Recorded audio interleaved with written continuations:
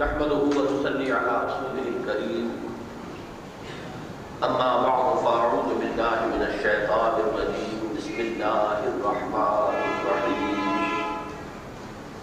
يا أيها الذين آمنوا لا تلهكم أموالكم ولا أولادكم عن ذكر الله ومن يفعل ذلك فأولئك هم الخاسرون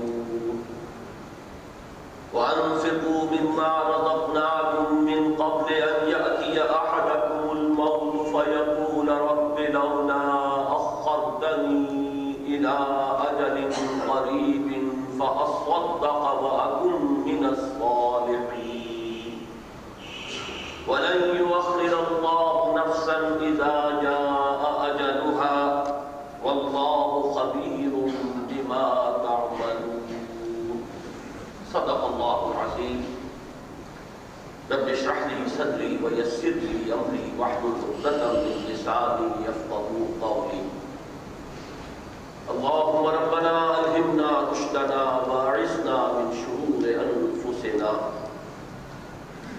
اللهم إنا نعوذ بك من النفاق والرياء اللهم طهر قلوبنا من النفاق وأعمالنا من الرياء وألسنتنا من الكذب وأعيننا من الخيانة فإنك تعلم خائنة الأعين وما تخفي الصدور آمين یا رب العالمین۔ اللہ کے فضل و کرم سے ہم سورہ منافقون کی اب آخری آیات کے مطالعے تک پہنچ گئے ہیں۔ میں یہ عرض کر چکا ہوں کہ سورہ منافقون اور اب جو اس کے بعد اس مجموعے کی مسبحات کے سلسلے کی آخری صورت آنے والی ہے سورہ تغابن، ان دونوں میں جوڑے کی نسبت ہے، اور اس سے پہلے سورہ صف اور سورہ جمعہ یہ نہایت نمایاں مثال ہے قرآن مجید میں سورتوں کے مابین نسبت زوجیت کی۔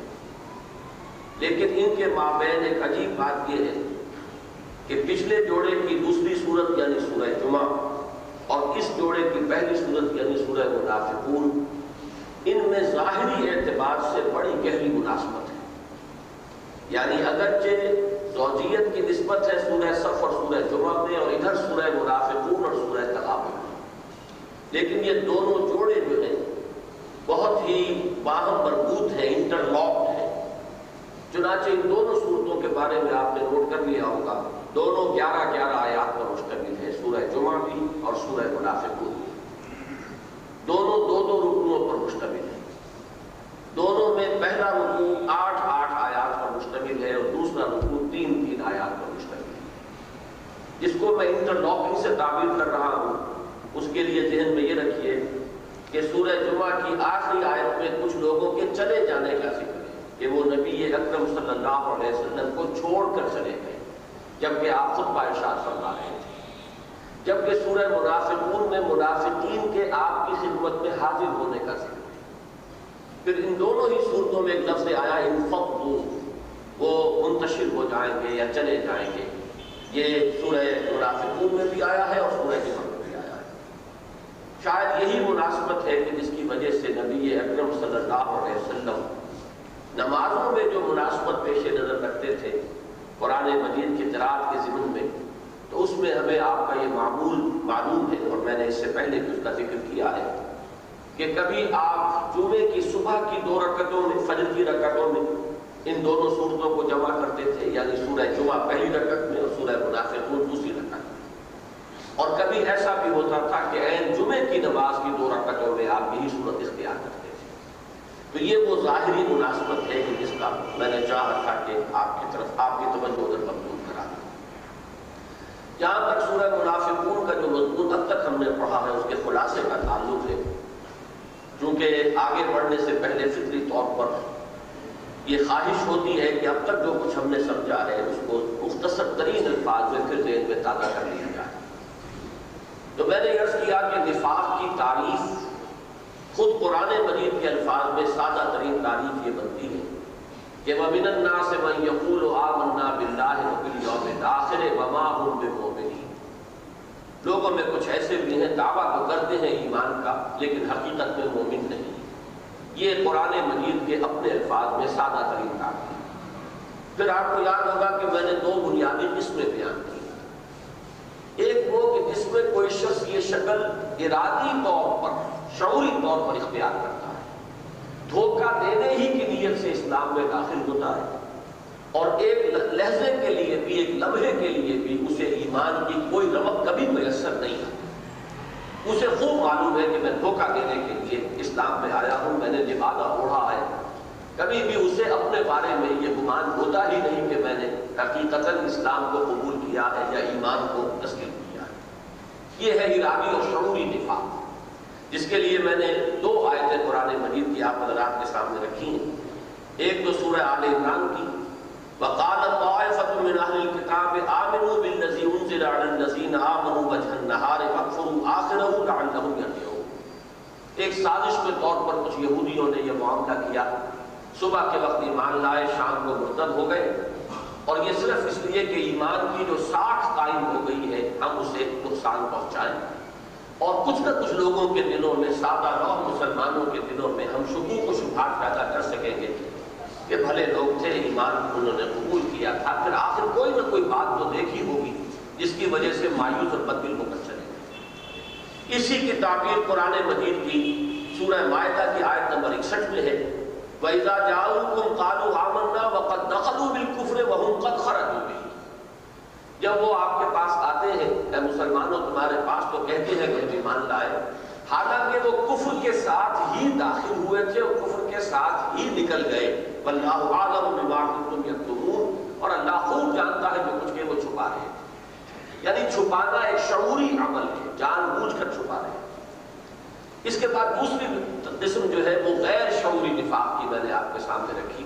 اس پہلی نفاق کے ضمن میں نے مثال دی تھی ان دو یہودیوں کی کہ جو حضور صلی اللہ علیہ وسلم کے جسد اطہر کو نکال کر لے جانے کے لیے آئے، اور انہوں نے اسلام ہی نہیں بلکہ ولایت اور بہت زہد اور نیکی اور دینداری کا نبھانا ہوا۔ اور دوسرے یہ کہ کوئی ہندو جاسوسی کے لیے پاکستان میں آئے، وہ اسلام کا لباس ہے۔ دوسری قسم جو ہے، اب میں آج جو بات آپ کو بتانا چاہتا ہوں یہ ہے کہ اگرچہ میں نے سمجھانے کے لیے یہ دونوں قسمیں جو ہیں ان کو آپ کے سامنے رکھا، لیکن قرآن مجید میں جس نفاق کا ذکر ہے وہ پہلا ہے ہی نہیں۔ پہلے پر لفظ نفاق کا اطلاق نہیں ہوا، نہ سورہ آل عمران کی اس آیت میں اور نہ ہی سورہ مائدہ کی اس آیت میں جو میں نے آپ کو سنائی، اس لیے کہ یہ تو در حقیقت کفر ہی ہے، اس میں اسلام کا کبھی کوئی امکان ہوا ہی نہیں۔ اگر آپ ایک عنوان اپنے ذہن میں رکھیں، النفاق فی القرآن، قرآن مجید میں جس نفاق کا ذکر ہے تو وہ کلیتاً دوسرا نفاق ہے، جس میں کہ آغاز جو ہوتا ہے وہ بالکل غیر شعوری طور پر کہ کوئی شخص اسلام میں آیا، یا تو وہ خالی اس ذہن تھا، اور یا یہ ہے کہ اس کی سمجھ تو نہیں تھی بات اس نے کہ ایمان لانے کا مطلب کیا ہے، کہ دانم مشکلات لا الہ، لیکن صحیح طور پر نہیں سمجھ پایا تھا، اور جب وہ چیزیں حقیقت بن کر سامنے آئیں تو اب اس کے پائے ثبات کے اندر لفظ شروع ہو گئی۔ یہاں سے بات شروع ہوتی ہے کہ وہ دھوکہ دینے کے لیے ایمان نہیں لایا، ایمان وہ لایا تھا، آپ اس کو کہیں نیک نیتی کے ساتھ، یا یہ کہ وہ صرف ایک خالی اس ذہن ہو کر ایمان لے آیا، لیکن جب اب اس میں آئی مشکلات اور مسائل اور تکالیف اور قربانی کے مطالبے اور تقاضے اور انفاق اور جہاد فی سبیل اللہ کے مطالبے، اب اس کے لیے جو ہے وہ مشکل پیدا ہو گئی، اور اس مشکل میں اب وہ تزلزل، تردد، مذبذب، تذبذب، یہ کیفیت جو ہے تربص کی مختلف الفاظ ہیں جو قرآن میں، کبھی تربص گو مگو، انتظار، چلے نہ چلے، تذبذب، یہ تذبذب اردو میں بھی استعمال ہوتا ہے، متردد ہو کر آدمی رہ جاتا ہے کہ مجھے ایک طرف وہ دنیا کھینچ رہی ہے اور دنیا کی محبت میرے پاؤں میں بیڑی بن کر پڑی ہے، ایک طرف جو ہے فرض جو ہے میں نے تسلیم کیا ہے، میں نے قبول کیا ہے ایمان کو، اسلام کو، یا یہ کہ میں نے بیعت کی ہے حضور صلی اللہ علیہ وسلم سے یا پھر آپ کے بعد کسی بھی شخص سے، اب اس کا تقاضا تو یہ ہے، لیکن اب جان بھی پیاری ہے، مال بھی پیارا ہے، اولاد بھی پیاری ہے، جائیداد بھی پیاری ہے، یہ تمام چیزیں جو ہے ان کی محبت پاؤں میں بیڑی بن کر پڑی ہوئی ہیں، اب وہ نہ چل سکتا ہے نہ رہ سکتا ہے، ہوئے ہیں پاؤں پہلے ہی نہ بڑھتے عشق میں زخمی، نہ بھاگا جائے ہے مجھ سے نہ ٹھہرا جائے ہے مجھ سے، یہ ایک کیفیت ہے تذبذب کی۔ جب تک اس میں معاملہ رہے کہ اعتراف تقصیر، اپنی کوتاہی کو تسلیم کرنے کا، اس کو ضعف ایمان کہا جائے۔ اس میں استغفار ہوگا، آدمی اپنی خطا کو تسلیم کرے گا، خود بھی اللہ سے استغفار کرے گا۔ حضور کے زمانے میں تھا تو حضور کی خدمت میں آ کر اپنے قصور کو مانتے ہوئے حضور سے بھی درخواست کرے گا کہ آپ بھی اللہ سے میرے لیے استغفار فرمائیں۔ یہاں تک معاملہ بعد کا مسئلہ ہے، تب بھی وہ اجتماعی نظم جو بھی ہے اس میں وہ اپنی خطا کو تسلیم کرتے ہوئے وہ آئندہ کے لیے ایک ارادہ کرے گا، وعدہ کرے گا، اثر نو ایک مصمم عزم کرے گا کہ میں اب چلوں گا انشاءاللہ اور سارے تقاضے پورے کروں گا، چاہے پھر ڈگمگا جائے، اس کی کوئی پرواہ نہیں۔ لیکن جب تک جھوٹ کا ایلیمنٹ نہیں آتا، یہ نفاق نہیں ہے، یہ ضعف ایمان ہے۔ البتہ یہ کہ اس کے بعد عزت نفس آدمی کو آمادہ کرتی ہے کہ اپنے آپ کو بچانے کے لیے اپنی عزت کا ڈھیلا بار بار کاہے کو کرایا جائے، ذرا سی بات ہے جھوٹ بول دو، جھوٹا بہانہ بنا، ذرا اور آگے بڑھے تو جھوٹی قسمیں کھا، اس لیے کہ اب تمہارا اعتبار جو ہے اٹھتا چلا جا رہا ہے، لوگ عام طور پر مسکرانے لگتے ہیں تمہارا عذر سن کر، لہذا جھوٹی قسموں کا ساتھ۔ اس سے آگے جب بات بڑھتی ہے اور وہ تیسری سٹیج ہے تو اس کی مختلف علامات سامنے آتی ہیں۔ اس میں سے مثلاً ایک یہ بھی ہے کہ جو مخلص اہل ایمان ہے ان پر وہ جھنجھلائے گا کہ یہ کیوں، یہ لوگ جو ہے یہ ہر وقت تیار رہتے ہیں، انہیں جب پکارا جائے حاضر ہو جاتے ہیں، ان کی اس جو آمادگی ہے ہر وقت ہر قدم کے لیے، یہ ہمارے لیے اور زیادہ ایک امتحان اور آزمائش کا سبب بن جاتی ہے کہ ہماری کم ہمتی اور نمایاں ہو جاتی ہے، ان پر غصہ آئے گا۔ پھر جو قائد ہیں اس وقت محمد رسول اللہ صلی اللہ علیہ وسلم تھے، ان پر بھی جھنجھلاہٹ آئے گی، یہ تمام چیزیں۔ پھر یہ کہ جب آدمی اس جگہ پر پہنچتا ہے تو جو تھوڑی بہت ایمان کی پونجی تھی وہ اب اس کے اندر سے جیسے برف پگھلتی ہے پگھلنی شروع ہو جاتی ہے، پھر شکوک و شبہات بھی پیدا ہو جاتے ہیں۔ پھر آدمی یہ سوچتا ہے جب اصل وجہ یہ ہے تحفظ، اپنی جان اور مال کو بچانا، تو جو کشمکش ہو رہی ہے حق و باطل کی، اس پہ پھر وہ یہ کوشش کریں گے کہ دونوں طرفوں کے ساتھ کچھ نہ کچھ اپنے روابط رکھے جائیں، کیا پتا ہے اونٹ کس نمبر بیٹھ جائے، ممکن ہے اہل ایمان کو فتح ہو جائے تو ہمیں ان کے ساتھ بھی اپنے گڈ آفیسز جو ہے برقرار رکھنے ہیں، اور کیا پتا کافر جو ہے انہیں آخری فتح حاصل ہو جائے تو ان سے بھی اپنے سارے رشتے منقطع نہیں کرتے ہیں۔ تو یہ دو منہ پٹی ان میں آ جائے گا۔ پھر ان کے پاس آئیں گے تو کہیں گے ہم آپ کے ساتھ ہیں، ان کے پاس جائیں گے تو کہیں گے وہ تو ہم مذاق اڑا رہے ہیں، بات کچھ نہیں ہے۔ لوگ کہیں گے ان سے کہ یہ کیا کر رہے ہیں آپ ایمان لائے ہیں تو بھلے مانسوں کی طرح ایمان لائے، تو وہ کہیں گے کہ ہم بیوقوفوں کی طرح ایمان نہیں لا سکتے، ہم ایمان لائے ہیں تو ہم سمجھدار لوگ ہیں، بچ بچ کر چلیں گے، سمجھ کر چلیں گے، دائیں بائیں دیکھ کر چلیں گے۔ باقی یہ کہ بالکل انسان جو ہے اپنے مستقبل سے بے پرواہ ہو جائے، نفع نقصان کو بالکل نظر انداز کر دے، یہ تو دیوانگی ہے، یہ پاگل پن ہے، یہ دیوانگی اور پاگل پن جو ہے ہم اختیار کرنے کو تیار نہیں۔ جب وہ اس جماعتی نظم کو توڑتے ہیں تو ان سے کہا جاتا ہے کہ کیوں آپ فساد مچا رہے ہیں، اگر ایمان کا راستہ قبول نہیں ہے تو صاف صاف اعلان کر دیجیے، خام خواہ یہ کہ ایک جماعت میں رہنا بھی ہے اور پھر اس کے نظم کو توڑنا بھی ہے۔ اس کو تعبیر کیا جاتا ہے کیوں فساد مچا رہے ہیں، جماعتی زندگی کا فساد۔ اس کا جواب وہ دیتے ہیں وَإِذَا قِيلَ لَهُمْ لَا تُفْسِدُوا فِي الْأَرْضِ قَالُوا إِنَّمَا نَحْنُ مُصْلِحُونَ، وہ کہتے ہیں ہم تو مصلح ہیں، اصلاح چاہتے ہیں، ہم چاہتے ہیں جھگڑا نہ ہو، دین کی دعوت دو، ٹھنڈے ٹھنڈے طریقے پر دو، آخر یہ تصادم کی کیا ضرورت ہے؟ یہ جو اس طرح کا تم لوگوں نے جو ہے معاملہ کر دیا ہے، اس کے بجائے ہم چاہتے ہیں کہ بجائے فساد کے اور تصادم کے اور خوریزی کے وہ کوئی اور راستے ہمیں اختیار کرنے چاہیے دین کو پھیلانے کے۔ میں جو بات سمجھانے کی کوشش کر رہا ہوں وہ یہ ہے کہ اس راستے پر چلنے والے بہت دور تک اس بات کا امکان موجود ہے کہ وہ اپنے آپ کو مخلص ہی سمجھتے رہے، وہ اپنی تمام چیزوں کی توجیہ کرتے رہے ہیں کہ ہم تو ان کی مصلحت اور ان کی خیر خواہی میں انہیں سجھا رہے ہیں راستہ کہ بھلا راستہ اختیار کرو، تصادم کے راستے سے گریز کرو، ایسا راستہ اختیار کرو کہ سانپ بھی مر جائے لاٹھی بھی نہ ٹوٹے۔ تم لوگ اپنی نادانی میں، اپنے جذباتیت میں، اپنے جوش میں، اپنے یہ جو دیوانگی ہے اس میں تم نے وہ راستے اختیار کر لیے ہیں کہ جن میں قدم قدم پر خطرہ ہے، ورنہ ہم تمہارے خیر خواہ ہیں، ہم اپنی ہی نہیں تمہاری بھی بھلائی چاہتے ہیں۔ ہم جو کہہ رہے ہیں کہ اس گرمی میں نہ نکلو، لا تنفروا فی الحر، تو یہ صرف ہمیں اپنی ہی جانیں پیاری نہیں ہے، ہم تمہارا بھی چاہتے ہیں کہ تم بھی اپنے آپ کو اس طرح جان جوکھم میں نہ ڈالو، اپنے آپ کو دیکھتے ہوئے تو موت کے منہ کے اندر نہ دھکیلو۔ یہ چیز وہ ہے جس کو سمجھ لیجئے کہ یہ آخری حد تک چلی جائے گی غیر شعوری طور پر، وہ اپنے آپ کو کافر نہیں سمجھیں گے، وہ یہی سمجھیں گے کہ ہم صاحب ایمان ہیں، ہم تو واقعتاً جو ہے جو راستہ سجھا رہے ہیں وہ راستہ ہی حکمت کا راستہ ہے، وہ راستہ بہتری کا راستہ ہے، وہی راستہ ہے کہ جس میں سانپ بھی مر جائے گا اور لاٹھی نہیں ٹوٹے گی۔ جبکہ یہ جس رخ پر جا رہے ہیں اس میں کہ ہر قدم پر جو ہے خطرات ہیں اور مشکلات ہیں۔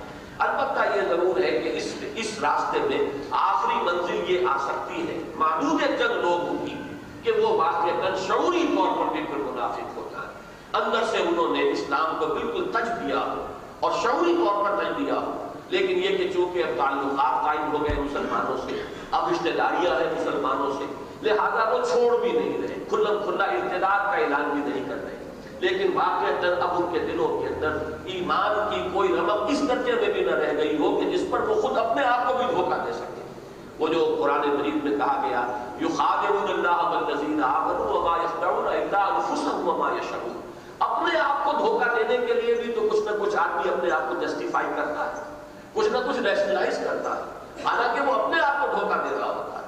لیکن ایک سٹیج یہ آ سکتی ہے، اس پورے جو میں نے آپ کے سامنے پورا ارتقا رکھا ہے اس مرض کا، پہلی سٹیج، دوسری سٹیج، تیسری سٹیج، اس کی آخری سٹیج یہ ہو سکتی ہے کہ اس قسم کے لوگ جو ہیں ان میں سے کچھ اس شعوری نفاق تک بھی پہنچ جائیں۔ لیکن پھر بھی ذہن میں رکھیے کہ جو لوگ بھی اس مرض کے مختلف مدارج اور مراحل میں ہیں ان کی غالب اکثریت غیر شعوری منافقین کی ہوگی، انہیں اپنے نفاق کا شعور نہیں ہوگا۔ اور اصل میں قرآن مجید میں جو بھی نفاق کا تذکرہ آیا ہے وہ سورہ بقرہ، سورہ آل عمران، سورہ نساء میں بڑی تفصیل سے، پھر سورہ انفال میں بھی ہے، سورہ محمد میں ہے صلی اللہ علیہ وسلم، سورہ فتح میں ہے، اور سب سے بڑھ کر سورہ توبہ میں ہے۔ یہ در حقیقت ان سب آیات کا اگر آپ تجزیہ کریں گے تو معلوم ہوگا کہ یہ دوسری قسم کا نفاق ہے کہ جس کا قرآن مجید میں ذکر ہے۔ پہلی قسم کے نفاق کو نفاق سے تعبیر ہی نہیں کیا گیا۔ یہ بات تھی جو میں چاہتا تھا کہ آج آپ حضرات کو مزید واضح سمجھا دوں۔ اب آگے چلیے، مرض کے حوالے سے میں نے عرض کیا تھا کہ علاج کے ضمن میں دو اصطلاحات آتی ہیں، ایک ہے پریونشن، جس کے لیے ایک محاورہ کہہ دیں یا جو بھی ضرب المثل ہے، prevention is better than cure. یہ اصول ہے کہ کسی مرض سے بچاؤ جو ہے اس کی تدابیر اختیار کرنا اس سے بہتر ہے کہ آپ انتظار کریں کہ مرض ہو جائے تو اس کا علاج کریں۔ ایک کیوریٹو ٹریٹمنٹ ہے جبکہ انسان کو وہ مرض جو ہے لاحق ہو گیا، اس کی چھوت لگ گئی ہے، انفیکشن ہو گئی۔ ایک یہ کہ اس سے بچنے کے لیے تدبیریں اختیار کی جائیں۔ یہ حفظان صحت کا پورا جو سلسلہ ہے، پورا محکمہ ہے، وہ اسی لیے ہے کہ وبائی امراض پھیلنے نہ پائیں۔ تو یہاں آپ دیکھیں گے کہ 3 آیات میں ان دونوں قسم کے جو علاج ہیں اس مرض نفاق کے ان کا تذکرہ ہے۔ پہلا ہے پریونشن، جیسا کہ میں نے عرض کیا کہ ویسے بھی منطقی طور پر بھی مقدم اسی کو ہونا چاہیے۔ وہ کیا ہے؟ جیسا کہ میں نے ابتدا میں عرض کیا تھا کہ اس کا ہمارے لیے بڑی سہولت ہے کہ یہ مضمون سورہ جمعہ میں بھی آ چکا ہے۔ یہ مشابہت جو ہے ان دونوں صورتوں کے اندر ایک اور ہے جو نوٹ کر لیجیے۔ یا ایھا الذین آمنوا لا تلھکم اموالکم ولا اولادکم عن ذکر اللہ، اے اہل ایمان تمہیں غافل نہ کرنے پائیں۔ الہا یلہی الہا، لہو کا لفظ سورہ جمعہ میں آ چکا ہے۔ وَإِذَا رَأَوْا تِجَارَةً أَوْ لَهْوًا انفَضُّوا إِلَيْهَا وَتَرَكُوكَ قَائِمًا، اے نبی جب انہوں نے دیکھا کوئی تجارت کا معاملہ یا کوئی کھیل کود تو وہ اس کی طرف متوجہ ہو گئے، چلے گئے اور آپ کو کھڑا چھوڑ گئے خطبہ دیتے ہوئے صلی اللہ علیہ وسلم۔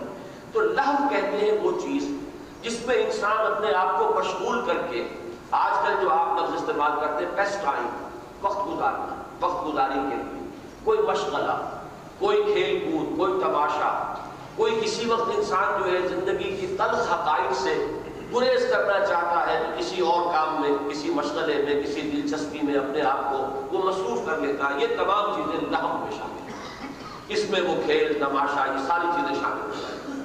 اور اسی سے پھر باب افعال میں الہا، الہا کے معنی غافل کر دینا۔ لہو وہ شے ہے جو غافل کر دے، اور الہا غافل کر دینا، کوئی شے کسی کو غافل کر دے۔ جیسے کہ حدیث میں آتا ہے کہ ما قل و کفا خیر مما کثر و الہا، جو چیز کم ہو لیکن کفایت کرے، آپ کی ضرورت پوری ہو جائے، 2 وقت کھانے کو مل رہا ہے باعزت طریقے پر، آدمی جو ہے اپنی ضروریات پوری اس کی ہو رہی ہے، اسے کسی کے سامنے دست سوال دراز نہیں کرنا پڑ رہا، ٹھیک ہے رلے تللے نہیں ہے، عیش نہیں ہے، فراوانی نہیں ہے، لیکن ما قل جو کم ہے لیکن کفا کفایت کر رہا ہے، ضرورتیں پوری ہو رہی ہیں، وہ اس شے سے کہیں بہتر ہے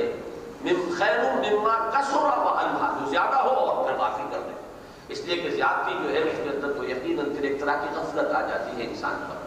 اسی کو آخری پارے کی صورت میں سورۃ التکاثر میں فرمایا الہاکم التکاثر، تمہیں غافل کیے رکھتی ہے محتاج کی طلب، لگے رہتے ہو اسی میں، اور مال جمع ہو جائے اور میرا اسٹیٹس بلند ہو جائے اور معیار زندگی جو ہے میں اونچا کر دوں. اس کی بھاگ دوڑ میں جو اصل حقائق ہیں زندگی کے، وہ جو موت منہ کھولے ہوئے سامنے منتظر ہے، وہ قبر جو انتظار کر رہی ہے استقبال کرنے کے لیے بےتاب ہے، اس کو انسان اپنے ذہن سے دور رکھتا ہے. تو الہاکم التکاثر حتی زرتم المقابر، تمہیں غافل کیے رکھتی ہے یہ محتاج کی طرف یہاں تک کہ تم قبروں تک جا پہنچتے ہو. تب ایک دم آدمی جو ہے وہ چونکتا ہے موت کے کنارے پہنچ کر. تو فرمایا اے اہل ایمان لا تلہکم، نہ تمہیں غافل کرنے پائے اموالکم ولا اولادکم عن ذکر اللہ، نہ تمہارے اموال نہ تمہاری اولاد تمہیں اللہ کی یاد سے. معلوم ہوا کہ اصل شے جو ہے جو نفاق سے انسان کو بچائے گی، اس کے لیے پریونشن جو ہے وہ ہے دوام ذکر، جس کا ذکر آ چکا ہے سورہ جمعہ میں. وہاں فرمایا گیا اول تو یہ کہ نماز جمعہ، خطبہ جمعہ یہ خود ذکر ہے. پھر جب اس سے فارغ ہو جاؤ فَإِذَا قُضِيَتِ الصَّلَاةُ فَانتَشِرُوا فِي الْأَرْضِ وَابْتَغُوا مِن فَضْلِ اللَّهِ وَاذْكُرُوا اللَّهَ كَثِيرًا لَعَلَّكُمْ تُفْلِحُونَ. اور تم اس کے بعد منتشر ہو سکتے ہو جب نماز ادا ہو چکے، اور اللہ تعالیٰ نے جو بھی تمہارے لیے فضل مقدر کیا ہے اس کی تلاش میں لگ سکتے ہو، روزی کے لیے، معاشی جدوجہد کے لیے تعبیر ہے، اس کی ہم تشریح جو ہے پڑھ چکے ہیں. لیکن اللہ کو یاد رکھو کثرت کے ساتھ، لعلکم تفلحون، تاکہ تم فلاح پاؤ. یہ یہاں پر اس کا عکس بیان کیا جا رہا ہے. اگر مال اور اولاد کی محبت تمہیں غافل کر دے گی تو نتیجہ کیا نکلے گا؟ وَمَن يَفْعَلْ ذَلِكَ فَأُولَٰئِكَ هُمُ الْخَاسِرُونَ. وہاں فلاح ہے، فلاح کا تعلق ہے دوام ذکر کے ساتھ. اور اگر انسان غافل ہو گیا، گم ہو گیا، یہاں پر دیکھیے دو الفاظ آئے ہیں اموالکم اور اولادکم.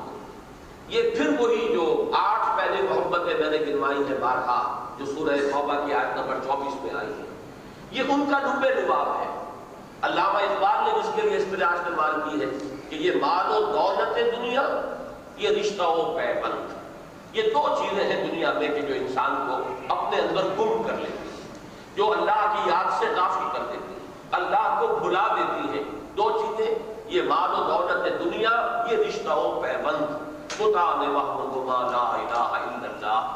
تو اب ان میں سے خلاصہ نکالا گیا تو ایک لفظ مال اور اولاد. اس لیے کہ واقعہ یہ ہے کہ دنیاوی جو علائق ہیں ان میں سب سے زیادہ محبت جو ہوتی ہے، طبعی محبت، وہ اولاد کی. تو ان دو محبتوں کو گویا کہ علامتی طور پر سمبولک انداز میں ان کا خلاصہ کے اعتبار سے اختیار کر لیا گیا. اور قرآن مجید میں یہی دو الفاظ آتے ہیں سب سے زیادہ کثرت کے ساتھ. لیکن یوں سمجھیے کہ ان دو کے ذہن میں درج ہے وہ 8 کی 8 محبتیں. آیت ہمیشہ وہی ذہن میں رہنی چاہیے. قُلْ إِنْ كَانَ آبَاؤُكُمْ وَأَبْنَاؤُكُمْ وَإِخْوَانُكُمْ وَأَزْوَاجُكُمْ وَعَشِيرَتُكُمْ. یہ تو رشتہ و پیوند ہو گئے 5. کہہ دیجئے اے نبی اگر تمہیں تمہارے باپ اور تمہارے بیٹے اور تمہارے بھائی اور تمہاری بیوی اور تمہارے رشتہ دار، یہ رشتہ و پیوند ہے. اور 3 چیزیں مال دولت دنیا، وہ کیا ہے؟ وَأَمْوَالٌ اقْتَرَفْتُمُوهَا، وہ مال جو تم نے بڑی محنت سے کمائے، وَتِجَارَةٌ تَخْشَوْنَ كَسَادَهَا، اور وہ کاروبار، اسی میں پروفیشن بھی آ جائے گا، جس کو بڑی محنت سے اسٹیبلش کیا ہے، اور اب اس کے اندر مندے کا اور کساد کا تمہیں ہر وقت خطرہ رہتا ہے، کہیں مندہ نہ ہو جائے، کساد نہ ہو جائے. اور آخری چیز وَمَسَاكِنُ تَرْضَوْنَهَا، اور وہ رہائش گاہیں جہاں تم رہتے ہو، حویلیاں، کوٹھیاں، بنگلے یا مکان، اپنی اپنی ہمت کے مطابق، وسعت کے مطابق. کسی نے 5 مرلے کا مکان بنایا ہے، اسی میں اپنی ساری جو بھی حسرتیں تھی وہ پوری کر لی ہے، خوب سجایا ہے، خوب نقش و نگار بنائے ہیں. ہر شخص جو ہے وہ اپنی اپنی سطح کے مطابق کر لیتا. کسی کا یہ کہ 8 کنال کی کوٹھی ہے، اس کے اوپر تھوپے گئے ہیں پیسے، اور معلوم ہوتا ہے کہ وہ سنگ مرمر سے جس طریقے سے کہ اس کو اس کی تزئین کی گئی ہے، تو نظر یہ آتا ہے کہ گویا کہ اتنا وافر پیسہ تھا کہ اسے ہر طرح سے تھوپنے کی کوشش کی گئی. لیکن ایک ہی بات ہے، اس کی سطح وہ تھی، اس نے وہاں اپنے ارمان پورے کر لیے، حسرتیں نکال لی. اس کی سطح یہ تھی، اس نے اس شکل میں اپنی جو ہے وہ اپنی دولت کا اظہار کر لیا ہے. باقی بات ایک ہی ہے وَمَسَاكِنُ تَرْضَوْنَهَا، اور وہ مکان جو تمہیں بہت پسند ہے. یہ 8 محبتیں ہوئی، 5 رشتہ و پیوند. शौकीन ये माल और दौलत दुनिया। अगर ये चीजें महबूब तर है अल्लाह से, अहब्बा इलैकुम मिनल्लाहि व रसूलिही, और उसके रसूल से सल्लल्लाहु अलैहि वसल्लम, व जिहादिन फी सबीलिही, और अल्लाह की राह में जिहाद से, फतरब्बसू, वही लफ्ज़ तरब्बुस जो मैंने अभी बयान किया था, तरब्बुस, तरद्दुद, तज़ब्ज़ुब, ये है अल्फाज। गो मगो, चलूं न चलूं, ईमान मुझे रोके है तो खींचे है मुझे कुफ्र। एहसास से फर्क पुकार रहा है, लेकिन जान और माल और औलाद की मोहब्बत और दुनियावी अलाइक की मोहब्बत और माल और असबाब और दुनियावी की मोहब्बत रोक रही है। तपती राहें मुझको पुकारे, दामन पकड़े छांव खनेरी। ये तरब्बुस, ये तरद्दुद, ये तज़ब्ज़ुब, ये नतीजा है इसका। फतरब्बसू हत्ता याती अल्लाहु बिअम्रिही वल्लाहु ला यहदिल कौमल फासिकीन।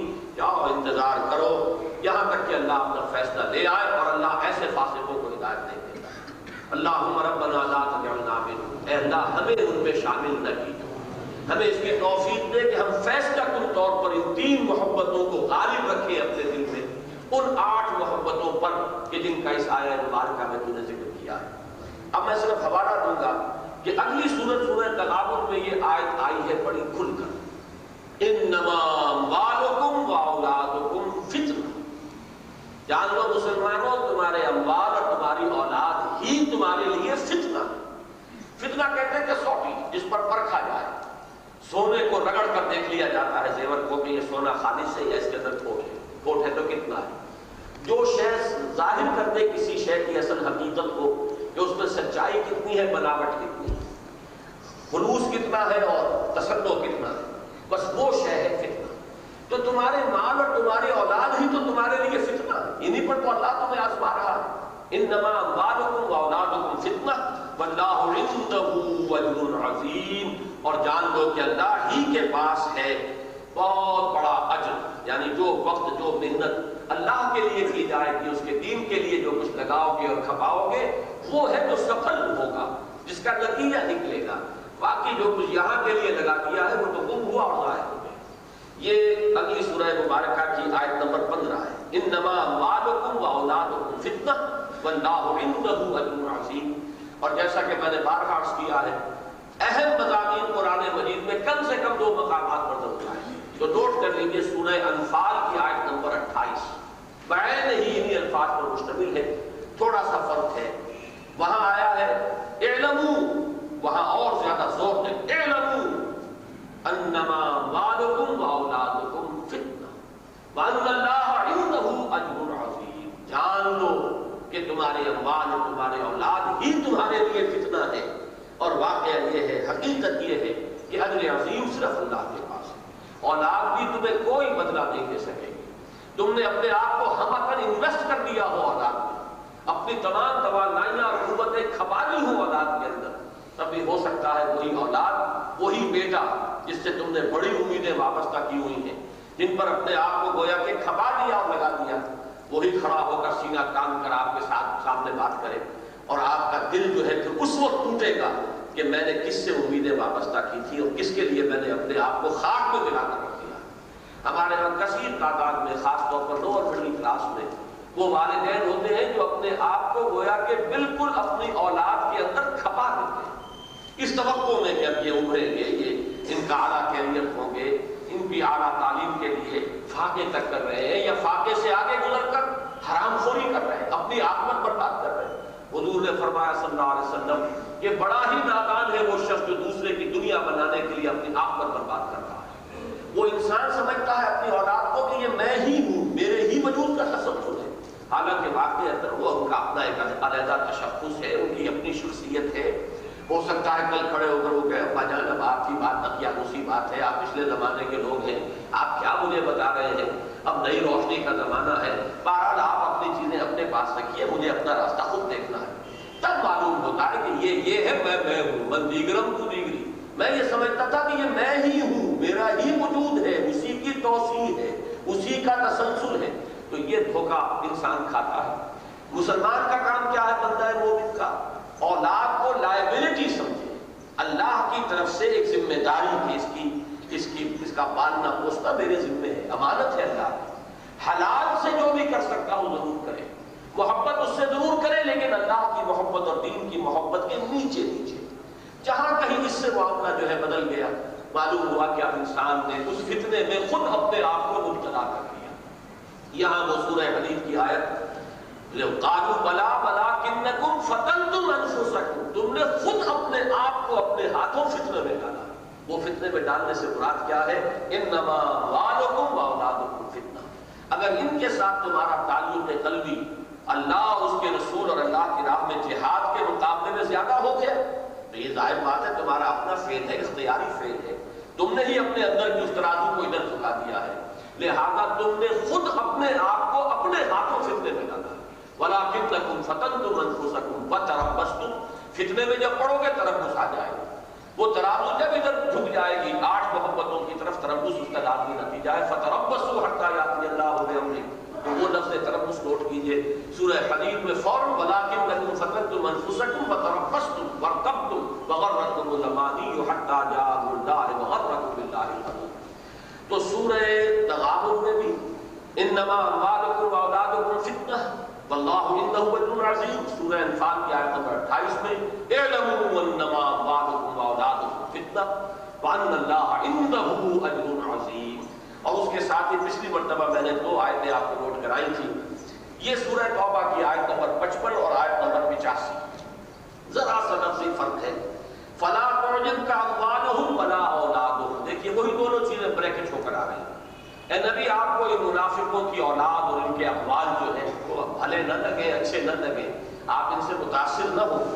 انما یرید اللہ لیعذبہم بہا فی الحیات الدنیا، اللہ تعالیٰ یہ چاہتا ہے انہی چیزوں کے ذریعے سے ان کو دنیا کی زندگی میں عذاب دے، یہی چیزیں سوہان روح بن جائیں گی۔ دولت سے محبت ہے، کسی پر ذرا نقصان آیا اور معلوم ہوا کہ کروڑ پتی ہے لیکن چند لاکھ کا گھاٹا پڑ گیا ہے، تو اب جان جو ہے وہ انگاروں پر جیسے انسان لوٹ رہا ہے، یہ حال اس کا ہو گیا ہے۔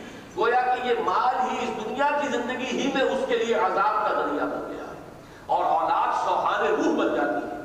تو اللہ تو چاہتا ہے ان چیزوں کی کثرت کو یہ نہ سمجھو کہ اللہ تعالیٰ ان کے لیے خیر چاہتا ہے، بلکہ انما یرید اللہ لیعذبہم بہا فی الحیات الدنیا وتزہق انفسہم وہم کافرون، اللہ چاہتا ہے یہ انہی میں مگن رہے، لگے رہے، تاکہ جان ان کی نکلے اسی حالت کفر۔ اور یہی بات پھر آیت نمبر 85 میں آئی وَلَا تُعْجِبْكَ أَمْوَالُهُمْ وَلَا أَوْلَادُهُمْ إِنَّمَا يُرِيدُ اللَّهُ أَن يُعَذِّبَهُم بِهَا فِي الدُّنْيَا، یہاں حیات کا لفظ نہیں آیا ہے، وَتَزْهَقَ أَنفُسُهُمْ وَهُمْ كَافِرُونَ۔ تو ان دونوں آیات کو ذہن میں رکھیے، 2 آیات یہ ذہن میں رکھیے۔ اب اس آیت کو پڑھیے، یا ایھا الذین آمنوا لا تلہکم اموالکم ولا اولادکم عن ذکر اللہ ومن یفعل ذلک فاولئک هم الخاسرون، جو یہ کرے گا اولاد اور مال کی محبت کو اپنے قلب پر اتنا مسلط ہونے دے گا کہ اللہ یاد نہ رہے، تو وہ خسارہ۔ اب وہ پروسیس شروع ہو گیا۔ وہ پروسیس کیا ہے؟ وہ جو ترازو ہے وہ جھک گئی غلط سائڈ پر، اس کے نتیجے میں تربص ہوگا، تردد ہوگا، تھوڑا بہت ایمان جو تھا وہ بھی ظاہر ہونا شروع ہو جائے گا، برف کے مانند پگھلنا شروع ہو جائے گا، شکوک و شبہات کے کانٹے دل میں چبھنے لگیں گے، اور بالآخر صورت یہ ہو جائے گی ذالک بأنہم آمنوا ثم کفروا فطبع علی قلوبہم فہم لا یفقہون، یہ اس لیے کہ وہ ایمان تو لائے تھے لیکن پھر انہوں نے کفر کیا، اور اب ان کے دلوں پر مہر کر دی گئی ہے، اب یہ تفقہ سے بالکل عاری ہو چکے ہیں۔ اس کے ضمن میں بھی میں نے ایک آیت آپ کو سنائی تھی، پھر آیت یاد دلا رہا ہوں صرف، اور وہ یہ کہ یہ عمل ایک دم نہیں ہو جاتا، اس میں کئی اپس اینڈ ڈاؤنز آتے ہیں، آدمی آگے پیچھے کے کئی مرحلے طے کرتا ہے۔ اور یہ سورہ نساء، سورہ مائدہ، آج میں سورہ مائدہ کی آیت کا اور اضافہ کر رہا ہوں، اس میں سورہ نساء کی آیت تو میں نے آپ کو سنائی تھی، 2 آیتیں ہیں یہ 137 138۔ ان الذین آمنوا ثم کفروا ثم آمنوا ثم کفروا ثم ازدادوا کفرا لم یکن اللہ لیغفر لهم ولا لیہدیہم سبیلا بشر المنافقین بان لهم عذابا الیما، بے شک وہ لوگ جو ایمان لائے پھر انہوں نے کفر کیا، پھر ایمان لائے پھر کفر کیا، پھر کفر میں بڑھتے چلے گئے، یعنی پہلے تو ہوتا ہے وہ ویو موشن ہوتی ہے، کچھ آگے کچھ پیچھے، کچھ پھر آگے پھر کچھ پیچھے، پھر آخر آدمی پسپائی اختیار کرتا ہے اور تیزی کے ساتھ پھر وہ اس کفر کی طرف لڑکنا شروع کر دیتا ہے، یہاں تک کہ وہ ایمان سے بالکل محروم ہو گیا، اندر ایمان کی کوئی رمق نہیں رہی، اوپر ونیئر موجود ہے، قانونی ونیئر تو ہے کہ وہ مسلمان ہے، اس لیے کہ اس نے کھلا اپنے کفر کا اعلان نہیں کیا، میں نے جو سب سے زیادہ سمجھانے کی کوشش کی ہے دروس میں وہ یہ ہے کہ نہ صرف قانونی ونیئر رہ جاتا ہے، کچھ شعور کی سطح پر بھی ایک ونیئر باقی رہ جاتا ہے، وہ اپنے آپ کو مسلمان سمجھتے رہتے ہیں۔ وَزَعَمَ أَنَّهُ مُسْلِمٌ وَإِنْ صَامَ وَصَلَّى وَزَعَمَ أَنَّهُ مُسْلِمٌ، نماز پڑھ رہے روزہ رکھ رہے، اس لیے کہ اس میں تو کوئی گھبرانے والی بات نہیں، نماز میں کوئی لمبا چوڑا نقصان نہیں ہوتا، روزہ رکھنے میں تو شاید کوئی بچت ہی ہو جاتی ہے اس زمانے میں، لہذا نماز ہونے سے انہیں نہیں، اصل تو مسئلہ ہے جہاد کا، مال کھپانے کا، جان کھپانے کا، جان اور مال کے لیے خطرات جو ہیں وہ انگیز کرنے کے لیے تیار نہیں ہے، لہذا وہ سمجھتے یہی ہے کہ ہم مسلمان ہیں، اگرچہ جیسا کہ میں نے عرض کیا ہے آج کے آخری صورت یہ بھی ہو سکتی ہے کہ ان میں سے کچھ لوگ شعوری طور پر بھی منافق ہو جائیں، لیکن مین بلک جو ہے نفاق کا وہ در حقیقت غیر شعوری نفاق ہی کا ہے، جس کا ذکر قرآن کریم ہے۔ اب آج دوسری آیت میں آپ کو سنا رہا ہوں، یہ سورہ مائدہ کی ہے، آیت نمبر 71۔ وَحَسِبُوا أَلَّا تَكُونَ فِتْنَةٌ، انہوں نے یہ سمجھا تھا کہ کوئی فتنہ نہیں آئے گا، کوئی آزمائش نہیں، کوئی مشکل نہیں، کوئی مصیبت نہیں، کوئی خرابی نہیں۔ فَعَمُوا وَصَمُّوا، تو اندھے بھی ہو گئے، بہرے بھی ہو گئے۔ ثُمَّ تَابَ اللَّهُ عَلَيْهِمْ، پھر اللہ نے ان کی طرف عنایت فرمائی، توجہ فرمائی، انہیں توبہ کی توفیق دی، کچھ آگے بڑھے، کچھ چلے۔ ثُمَّ عَمُوا وَصَمُّوا، پھر وہ اور بہرے ہو گئے اور اندھے ہو گئے۔ کثیر منہم، ان میں سے بہت سے، واللہ بصیر بما یعملون، اور اللہ تو دیکھ رہا ہے جو کچھ یہ کر رہے ہیں۔ ان دونوں آیات کو نوٹ کر لیجئے، اس میں معلوم ہو رہا ہے کہ یہ دفعتاً نہیں ہوتا، جیسے کہ سورہ منافقون کی آیت نمبر 3 سے ظاہر ہوا تھا، ذالک بانہم آمنوا ثم کفروا۔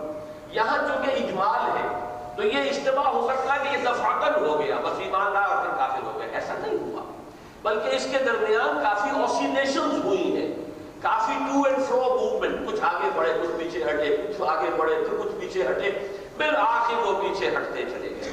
یہی معاملہ ہوتا ہے کہ انسانی زندگی کے اندر یا آپ آگے بڑھتے چلے جائیں گے یا پیچھے ہٹتے چلے جائیں گے۔ سکون و حال ہے قدرت کے کارخانے میں، ایک جگہ کھڑا نہیں ہو سکتا آدمی، بالخصوص ایک ڈائنامک جو معاملہ ہے، دین کا حرکی تصور، دین کا ڈائنامک کانسیپٹ، جس کے اندر جہاد ہے، قتال ہے، غلبہ دین کی جد و جہد ہے، ایثار ہے، قربانی ہے، آگے بڑھو یا وقت کی رفتار روک دو، جہاں معاملہ یہ ہوگا ایک سٹیٹک سوسائٹی ہو، مسلمانوں کا جامع معاشرہ ہے، جہاں دین کا مطلب ہی نماز روزہ اس کے سوا ہے نہیں، بلکہ یہ کہ نماز روزہ بھی ثابت نہیں، وہ بھی مسلمان ہیں کہ جنہیں سالوں گزر جاتے ہیں نماز کا ذکر ہی نہیں، روزہ جو ہے سال ہر سال گزر جاتے ہیں، روزے کا کوئی تصور ہی نہیں، وہ بھی مسلمان شمار ہو رہے ہیں۔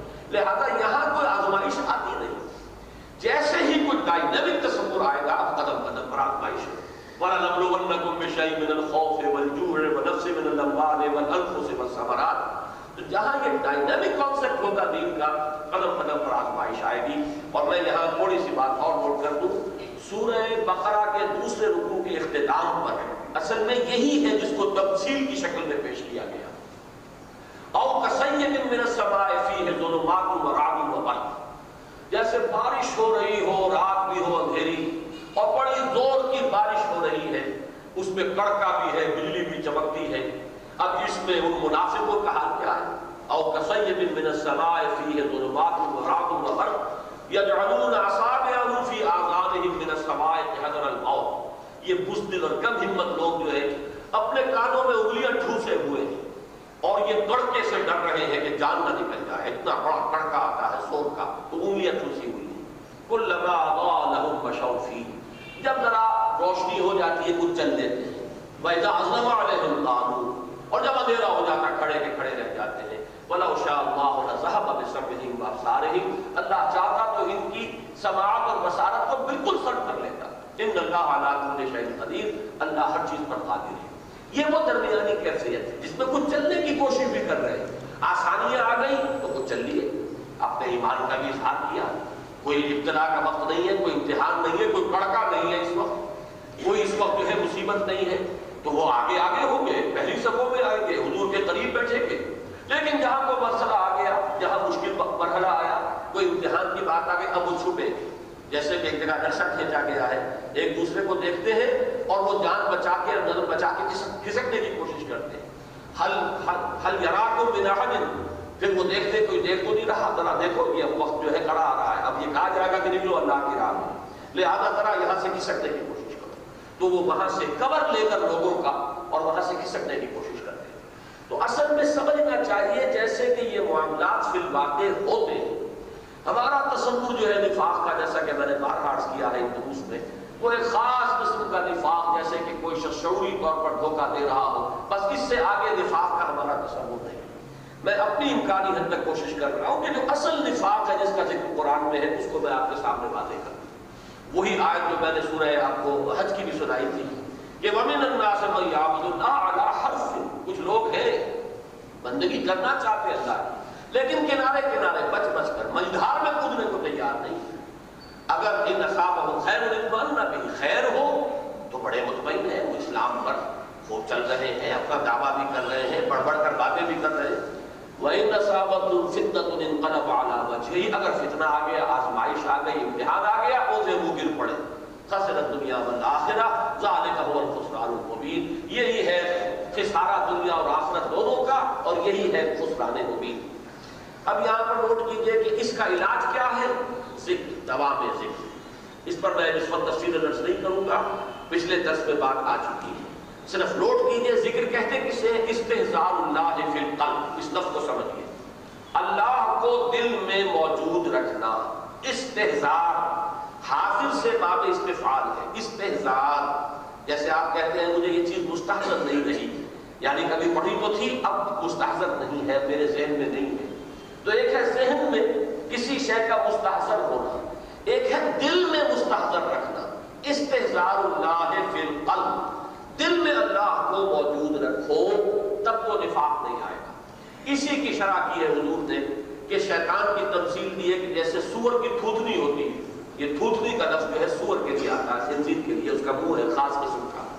تو شیطان اپنی تھوتنی انسان کے دل کے اوپر جما کر وہ پھونکے مارتا رہتا ہے. وہ دل جو غافل ہے، جس میں اللہ موجود نہیں، جس میں اللہ کی یاد نہیں ہے.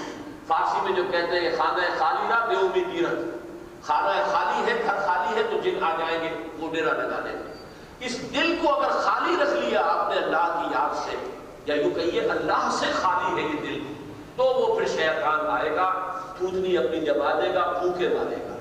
یہ پھونکے مارنے سے مراد کیا ہے؟ جو نفس کے اندر جو حیوانی تعلیات ہیں، جو وہ اینیمل انسٹنکٹس ہیں، انہیں مشتعل کرے گا.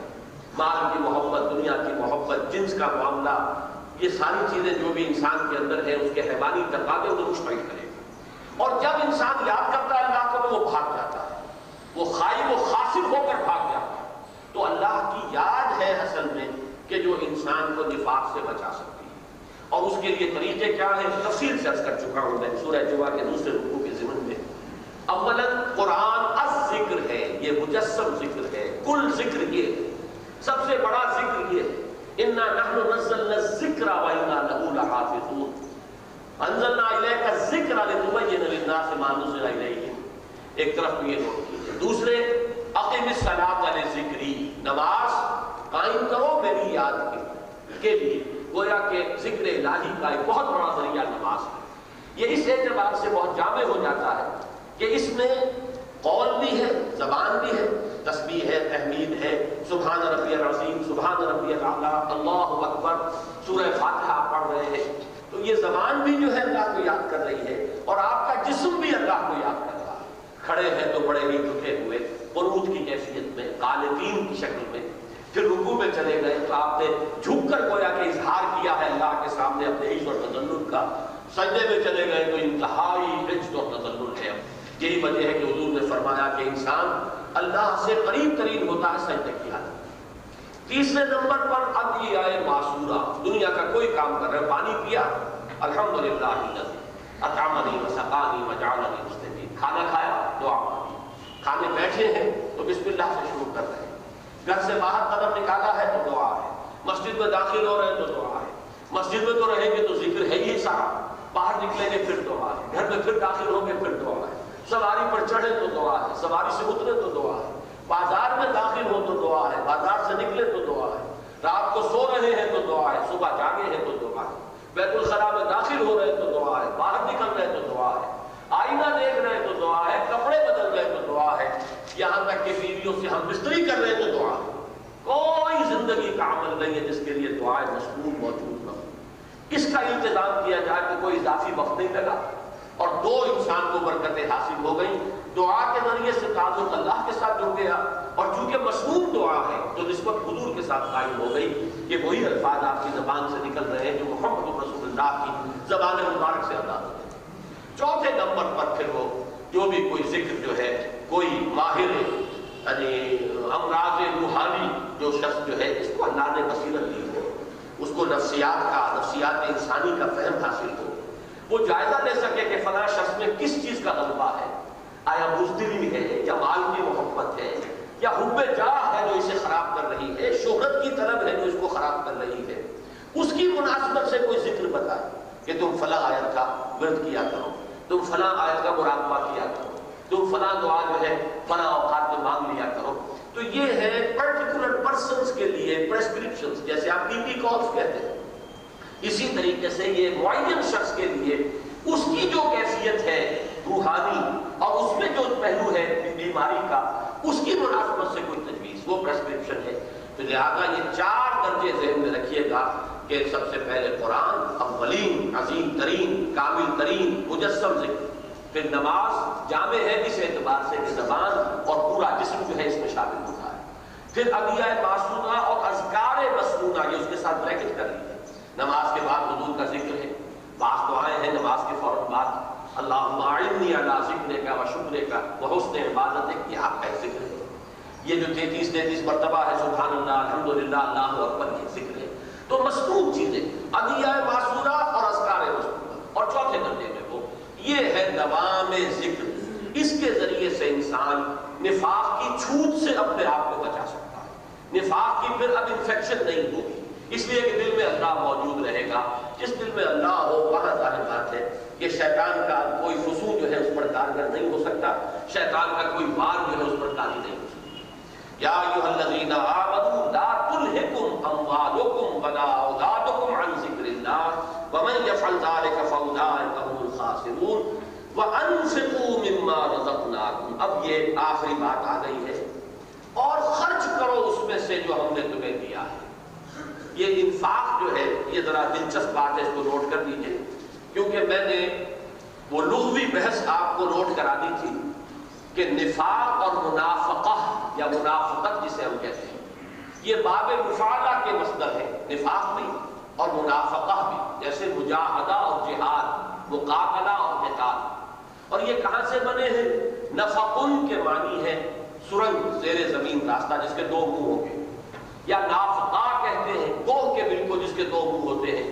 اپنے تحفظ کے لیے اس کو اللہ نے جو شعور عطا کیا ہے تو وہ اپنے گوہ کے وہ جو بل جو ہے اس کے وہ اپنے 2 دروازے رکھتا ہے، ادھر سے خطرہ ہو تو ادھر سے نکل بھاگے، ادھر سے خطرہ ہو تو ادھر نکل بھاگے۔ اس سے بنا ہے نفاق اور منافقت۔ اب نفاق کا علاج، اگر چھوٹ لگ گئی، اگر آپ کو انفیکشن ہو گئی ہے نفاق کی، لیکن ہو وہ ابھی پہلے اور دوسرے درجے میں، تیسرے درجے میں پہنچا تو لا علاج ہو چکا ہے، وہ تو پھر وہ صورت ہے جو یہاں فرمایا گیا کہ سواء علیہم استغفرت لہم ام لم تستغفر لہم لن یغفر اللہ، جس کے لیے سورہ توبہ کی آیت میں نے آپ کو سنائی، استغفر لہم او لا تستغفر لہم ان تستغفر لہم 70 مرۃ لن یغفر اللہ۔ اے نبی آپ ان کے لیے استغفار کریں یا نہ کریں، اگر 70 مرتبہ بھی استغفار کریں گے تب بھی اللہ ان کو بخشنے والا نہیں۔ یہ تو وہ آخری سٹیج ہے، پھر اس سے تو کوئی بچاؤ نہیں ہے، جس کے لیے فرمایا گیا طبع علی قلوبہم، اب ان کے دلوں پر مہر ہو گئی، جیسے ختم اللہ علی قلوبہم، جیسے ابو جہل اور ابو لہب کے دل پر مہر ہو گئی تھی، ان کے لیے فرمایا تھا کہ ان الذین کفروا سواء علیہم انذرتہم ام لم تنذرہم لا یؤمنون، ختم اللہ علی قلوبہم وعلی سمعہم وعلی ابصارہم غشاوہ ولہم عذاب عظیم۔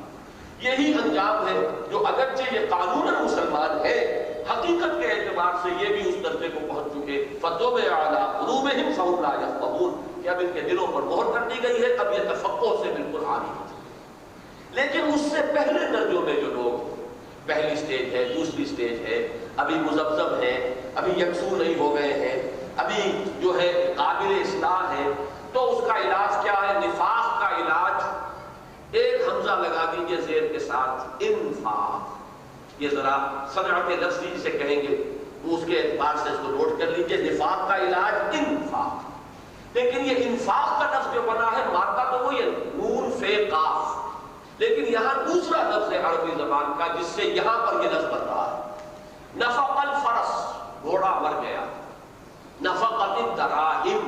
پیسے ختم ہو گئے، جو آپ کہتے ہیں دانے مک گئے یا پیسے مک گئے، ختم ہو جانا، یہ ہے نفقت دراہم، جتنے پیسے تھے ختم ہو گئے، خرچ ہو چکے، گھوڑا مر گیا۔ یہ جو اردو میں ہم لفظ استعمال کرتے ہیں کھپ جانا، مر کھپ جانا، اور خرچ کے ساتھ بھی کھپ گئے، پیسے کھپ گئے، جان کھپ گئی، تو یہ کھپ جانا جو ہے یہ ہے، اگر یہ ثلاثی مجرد میں آئے گا، نفق الفرس، گھوڑا مر گیا، نفقت الدراہم، پیسے ختم ہو گئے، اسی سے باب انفاق، باب افعال کا مصدر بنے گا انفاق، کھپا دینا، خرچ کر دینا، صرف کر دینا، لگا دینا۔ اب اس کی حکمت سمجھ لیجیے کہ در حقیقت اصل مرض کیا تھا؟ دیکھیے اس کو کہیں گے علاج بالضد، یہ ہمارا ایلوپیتھک والا اور حکمت والا علاج ہے، ہومیوپیتھی والا علاج نہیں ہے۔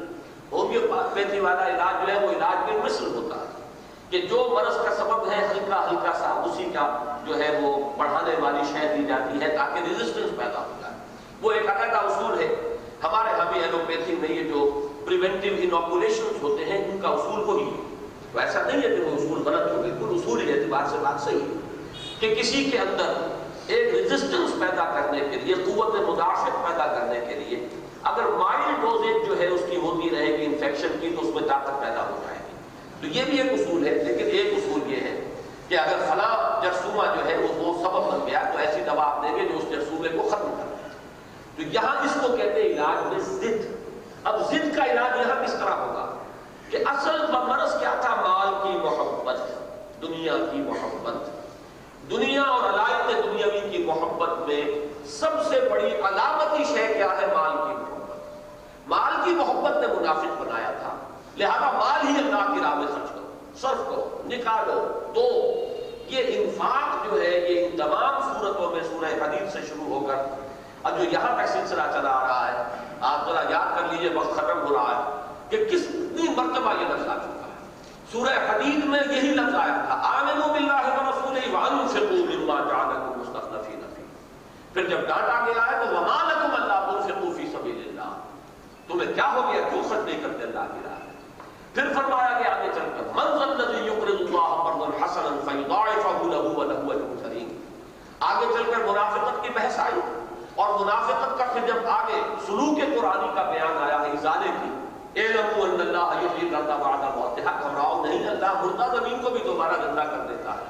تمہارے دلوں کے اندر بھی اگر مردنی آ گئی ہے ایمان کے اعتبار سے، اللہ ایمان کی فصل دوبارہ لہلہا دے گا، لیکن اس کے لیے پہلا شرط کیا ہے، پہلا قدم کیا ہے؟ ان المصدقین والمصدقات واقرضوا اللہ قرضا حسنا یضاعف لهم ولهم اجر کریم۔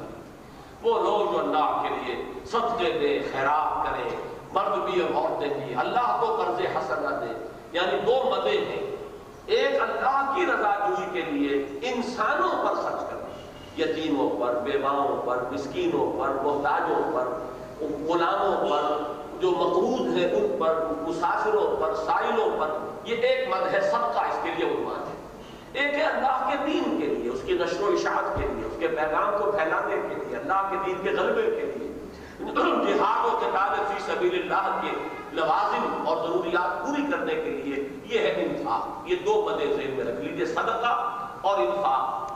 اسی کو قرض بھی کہا گیا ہے، کیونکہ یہ خالص اللہ کے دین کے لیے خرچ کر رہے ہو تو یہ اللہ کے دل میں قرض ہے۔ اگر تم نے اللہ کی رضا جوئی کے لیے اپنے یتیم بھتیجے پر کچھ خرچ کیا، اپنی بیوہ بھابھی پر کچھ خرچ کیا، یا کسی اور اپنی عزیزہ بیوہ پر خرچ کیا، تو وہ تمہارے رشتہ دار بھی تو ہے، تمہارا انسانی معاشرہ ہے، اللہ کی رضا تو حاصل ہو جائے گی، لیکن ایک خرچ وہ ہے جو خالصتاً اللہ کے دین کے لیے کیا جا رہا، اس کو اللہ اپنے ذمے ذاتی طور پر قرض قرار دیتا ہے۔ ان المصدقین والمصدقات واقرضوا اللہ قرضا حسنا یضاعف لهم ولهم اجر کریم۔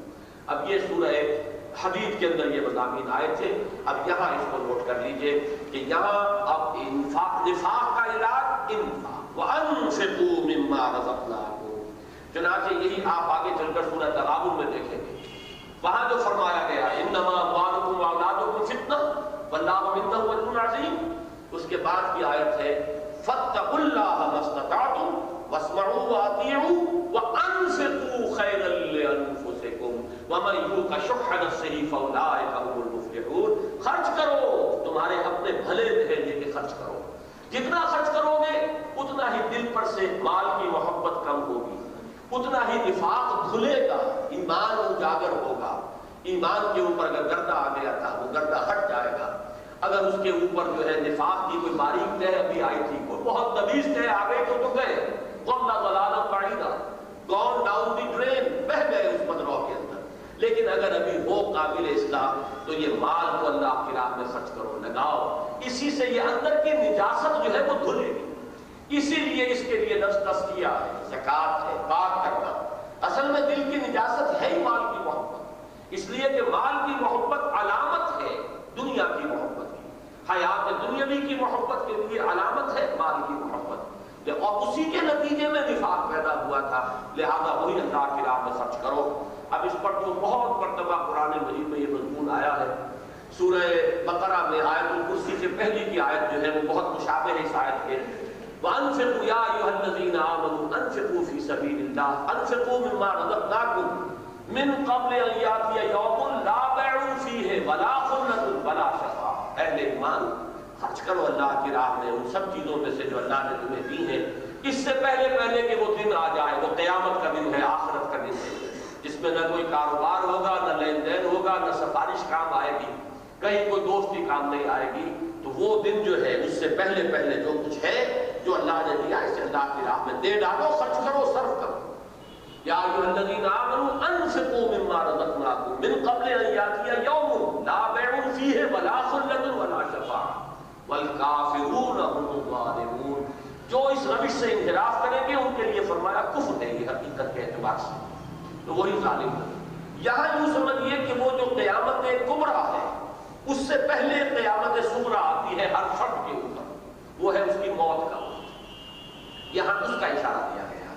تو میں نے اسی لیے سورہ بقرہ کی وہ آیت الکرسی سے ماقبل ہے اس کا حوالہ دے دیا کہ وہ قیامت کبریٰ ہے، وہ تو ہے یوم القیامہ، من قبل ان یاتی یوم لا بیع فیہ ولا خلۃ ولا شفاعۃ۔ یہ قیامت صغریٰ ہے جس کا ذکر ہو رہا ہے۔ وَأَنفِقُوا مِمَّا رَزَقْنَاكُمْ مِن قَبْلِ أَن يَأْتِيَ أَحَدَكُمُ الْمَوْتُ فَيَقُولَ رَبِّ لَوْلَا أَخَّرْتَنِي إِلَىٰ أَجَلٍ قَرِيبٍ۔ خرچ کرو اس میں سے جو کچھ کہ ہم نے تمہیں دیا ہے، اس سے پہلے پہلے کہ تم میں سے کسی کی موت اس کے سر پر آن کھڑی ہو، اور اس وقت وہ کہے گا حسرت کے ساتھ پروردگار کیوں نہ تو ذرا اس کو مجھ سے مؤخر کر دے، اخرتنی الی اجل قریب، مجھے تھوڑے سے وقت کی ذرا مہلت دے دے، مؤخر کر دے میری موت کو، اور مجھے ذرا مہلت دے اس دنیا میں، فصدق وأکن من الصالحین، تو میں سب کچھ تیری راہ میں دے دوں گا، سب کچھ خرچ کر دوں گا، لگا دوں گا، صدقہ کروں گا اور بالکل صالح بن جاؤں گا۔ وَلَن يُؤَخِّرَ اللَّهُ نَفْسًا إِذَا جَاءَ أَجَلُهَا، اور جان لو، کان کھول کر سن لو، جب کسی ذی نفس کی وہ موت کا وقت آ جائے گا، جب اجل آ جائے گی، پھر اللہ ہرگز اسے مؤخر نہیں کرے گا۔ یہ نے بارہا کہا ہے کہ لام اور نون کے ساتھ جو نفی ہوتی ہے، لن یؤخر اللہ نفسا، ہرگز نہیں مؤخر کرے گا اللہ کسی بھی جاندار کی جان کو، جبکہ اذا جاء اجلھا، جبکہ اس کا وقت جو ہے موت کا آ جائے گا۔ واللہ خبیر بما تعملون، اور اللہ خوب باخبر ہے اس سے جو تم کر رہے ہو۔ اللہ کو معلوم ہے کہ مؤخر بھی ہو جائے گا، تو پھر وہی محبت عود کرائے گی، امتحان جو ہے پھر تم ناکام ہو جاؤ گے۔ اللہ تعالیٰ کو تم دھوکہ نہیں دے سکتے۔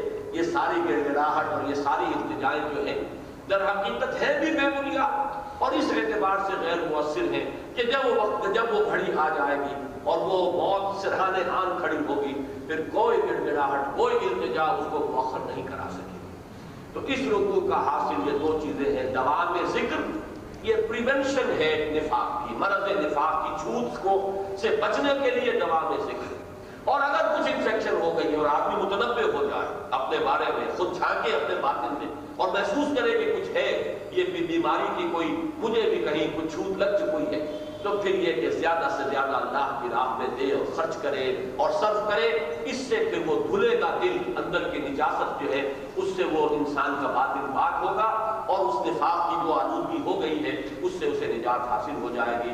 بارک اللہ لی ولکم فی القرآن العظیم ونفعنی وإیاکم وما كنا لنهتدی لولا ان هدانا اللہ۔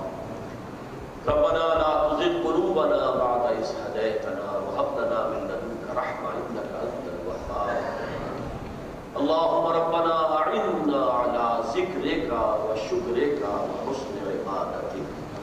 پروردگار ہماری مدد فرما کہ ہم تجھے یاد رکھ سکیں، تیرا شکر ادا کر سکیں اور تیری عبادت کا حق بحسن وجوہ ادا کر سکیں۔ اللہم طہر قلوبنا من النفاق، پروردگار ہمارے دلوں کو نفاق کے روگ سے اور اس برس سے پاک فرما۔ وَأَعْمَالَنَا مِنَ الرِّيَاءِ، اور اے اللہ ہمارے اعمال جو دیکھ کے کام کرے ان کو ریاکاری سے پاک فرما۔ وَأَلْسِنَتَنَا مِنَ الْكَذِبِ، اور اے پروردگار ہماری زبانوں کو جھوٹ سے پاک فرما۔ وَأَعْيُنَنَا مِنَ الْخِيَانَةِ، اور اے اللہ ہماری آنکھوں کو خیانت سے اور بدنگاہی سے بچا۔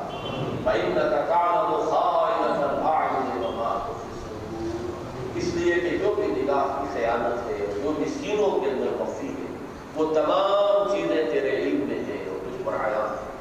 رب اغفر وارحم وانت خیر الراحمین، اللہم وفقنا لما تحب وترضى، اے اللہ ہمیں ہر اس کام کی توفیق عطا فرما جو تجھے پسند ہے، جس سے تو راضی ہوتا ہے۔ اللہم وفقنا ان ننفق اموالنا فی سبیلک، پروردگار ہمیں توفیق عطا فرما ہم اپنا مال زیادہ سے زیادہ تیری راہ میں صرف کریں۔ اللہم وفقنا ان نجاہد فی سبیلک باموالنا وانفسنا، پروردگار ہمیں ہمت عطا فرما کہ تیری راہ میں جہاد کریں اور ان میں اپنے مال اور جانیں کھپائیں۔ اللہم ارزقنا شہادۃ فی سبیلک، اے اللہ ہمیں شہادت کی موت عطا فرما۔ اللہم انصر من نصر دین محمد صلی اللہ علیہ وسلم واجعلنا منہم، اے اللہ اپنے ہر اس بندے کی مدد فرما جو تیرے نبی کے دین کی خدمت کر رہا اور ہمیں بھی ان کے ساتھ شامل ہونے کی توفیق عطا فرما۔ وَاخْذُلْ مَنْ خَذَلَ دِينَ مُحَمَّدٍ صلی اللہ علیہ وسلم وَلَا تَجْعَلْنَا مَعَهُ، اور اے پروردگار ہر اس شخص کو ذلیل و خوار کر دے جس نے تیرے نبی کے دین سے بے وفائی کی اور روگردانی کی، اور پروردگار ہم کہیں دھوکے سے ایسے لوگوں کے پھندے میں نہ پھنس جائیں۔ اللہم اغفر لنا وارحمنا واہدنا وعافنا، اللہم اغفر لنا ولإخواننا الذین سبقونا بالایمان ولا تجعل في قلوبنا غلا للذین آمنوا ربنا انك رؤوف رحیم۔ وصلی اللہ تعالی علی خیر خلقہ محمد وآلہ واصحابہ اجمعین برحمتک یا